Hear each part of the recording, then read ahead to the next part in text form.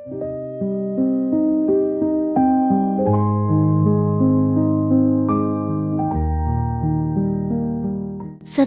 hari itu berlalu, aku resmi tinggal di rumah baru bersama Rizal, suamiku. Rumahnya tidak besar, tapi cukup rapi, letaknya di ujung kampung, agak jauh dari rumah orang tuaku. Sore itu, setelah acara selesai dan semua tamu pulang, aku duduk di ruang tengah dengan kebaya yang masih melekat di tubuhku. Kakiku pegal, kepalaku pusing, tapi yang paling terasa lelah adalah hatiku.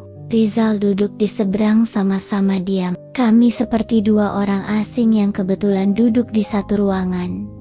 "Kamu capek?" tanya Rizal akhirnya. Suaranya pelan. Aku mengangguk. "Iya.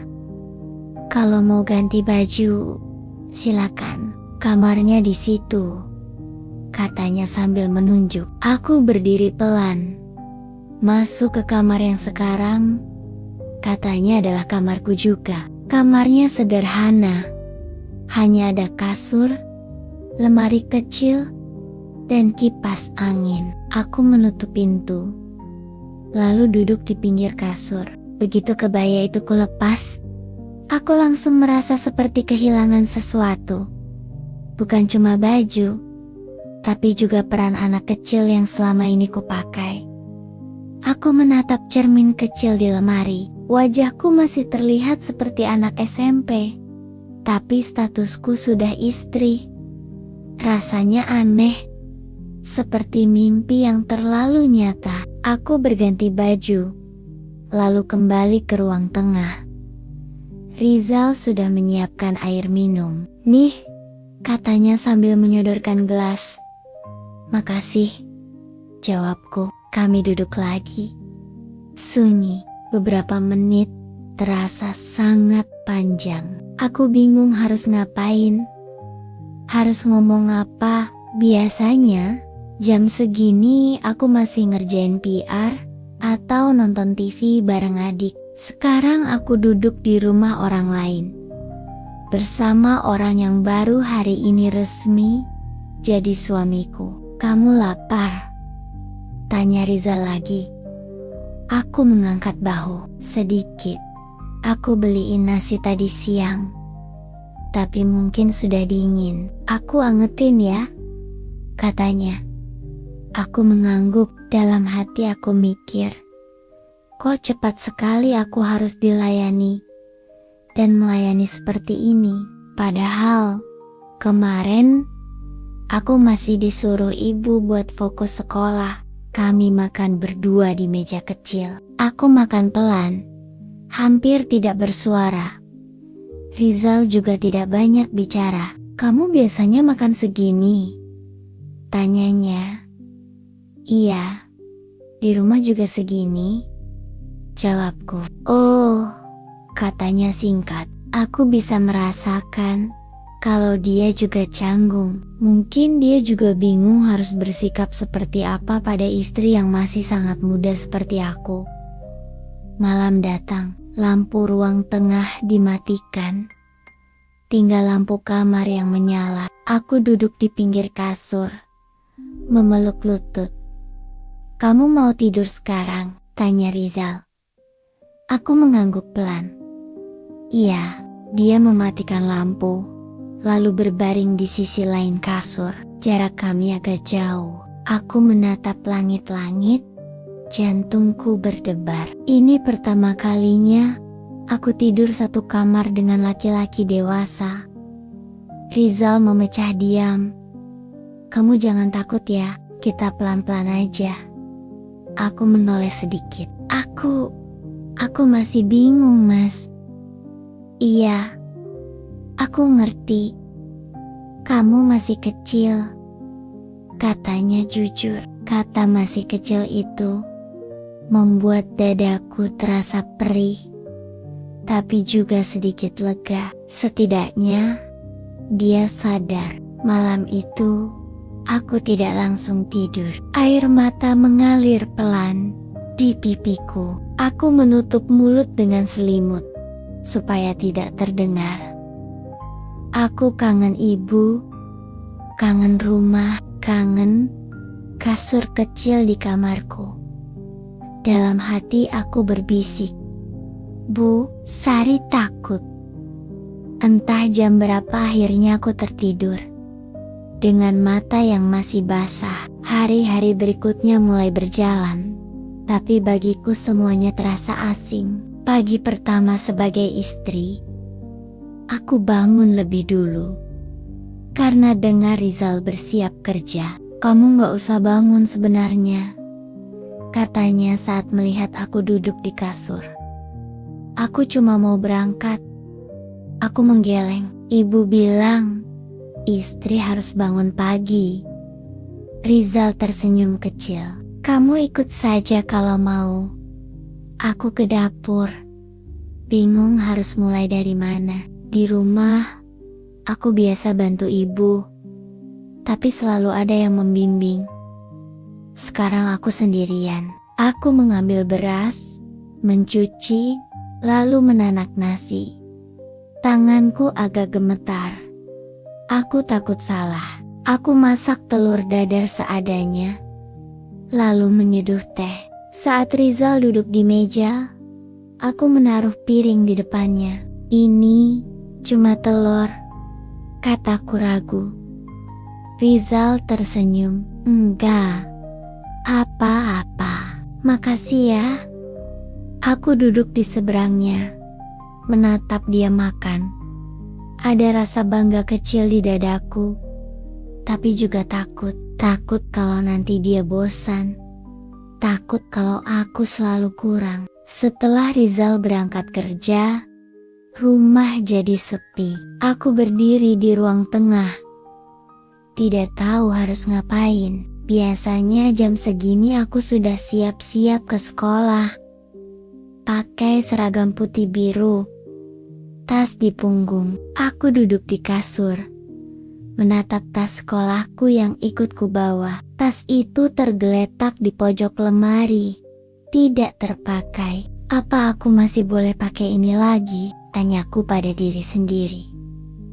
Aku membuka tas itu, melihat buku-buku pelajaran, matematika, bahasa Indonesia, IPA. Aku membalik beberapa halaman, tapi rasanya asing. Seolah itu bukan lagi duniaku. Air mata jatuh lagi. Aku mengambil ponsel, menulis pesan ke Rina. Aku sudah di rumah suami. Aku takut dan kangen. Tak lama, balasan masuk. "Kuat ya, Sar. Aku doain kamu."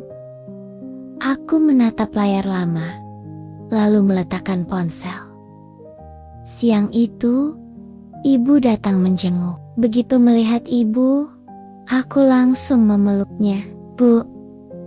Suaraku bergetar. Ibu mengusap punggungku. "Gimana? Kamu baik-baik saja?" Aku mengangguk. Meski sebenarnya ingin bilang aku tidak baik-baik saja. Ibu melihat sekeliling rumah, lalu berkata, "Kamu harus rajin ya.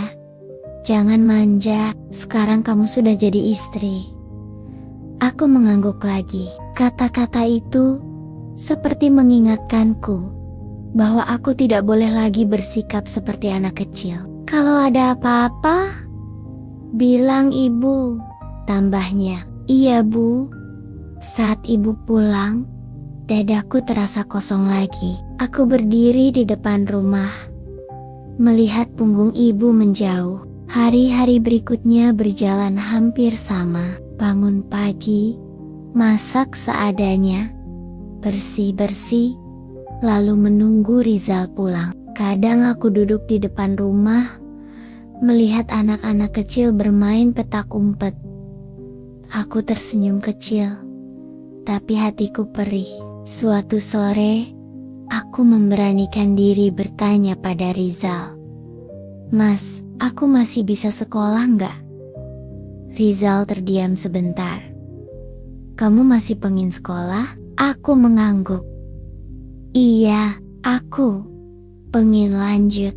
Dia menghela napas. Aku sebenarnya gak keberatan, tapi kita harus ngomong sama orang tua dulu. Soalnya, sekarang kamu sudah menjadi seorang istri. Jawaban itu tidak menolak, tapi juga tidak memberi harapan pasti. Iya, aku ngerti, kataku pelan. Malam itu aku kembali menangis pelan di kasur. Aku merasa seperti terjebak di dunia yang terlalu besar untuk anak sepertiku. Beberapa hari kemudian, aku nekat menelepon ibu. Bu, Sari, kangen. Sari bingung di sini, kataku sambil menangis. Di seberang, ibu terdiam sebentar. Sabar ya nak. Semua pengantin juga gitu. Nanti kalau sudah terbiasa, juga enak. Tapi bu, Sari masih pengen jadi anak, kataku jujur. Ibu menghela napas. Sekarang kamu sudah bukan anak-anak lagi, Sari. Kamu istri. Kalimat itu seperti menutup pintu terakhir masa kecilku. Aku mematikan telepon dengan tangan gemetar. Aku merasa sendirian. Meski ada orang di sampingku setiap hari. Rizal sebenarnya tidak jahat. Dia jarang marah, jarang membentak, tapi aku bisa merasakan jarak di antara kami. Aku terlalu muda untuk benar-benar mengerti dunia rumah tangga, dan dia mungkin terlalu bingung menghadapi istri yang masih seperti adik sendiri. Suatu malam, Rizal berkata, "Kalau kamu capek, bilang ya. Jangan dipendam." Aku menoleh. Aku takut salah, Mas. Takut kamu kecewa. Rizal tersenyum tipis. Aku juga masih belajar. Kita sama-sama.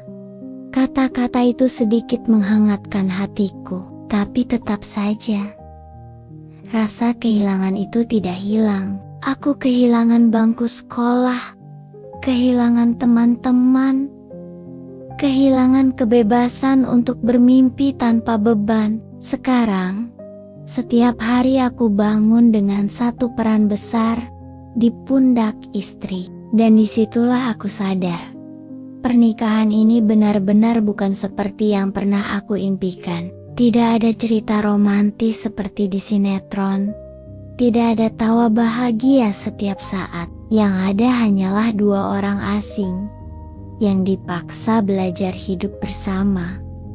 Sementara salah satunya bahkan belum selesai belajar jadi dirinya sendiri. Setiap malam sebelum tidur, aku sering berbisik dalam hati, andai waktu bisa diulang, aku ingin bangun besok sebagai Sari yang pakai seragam sekolah, bukan sebagai istri yang masih belajar dewasa.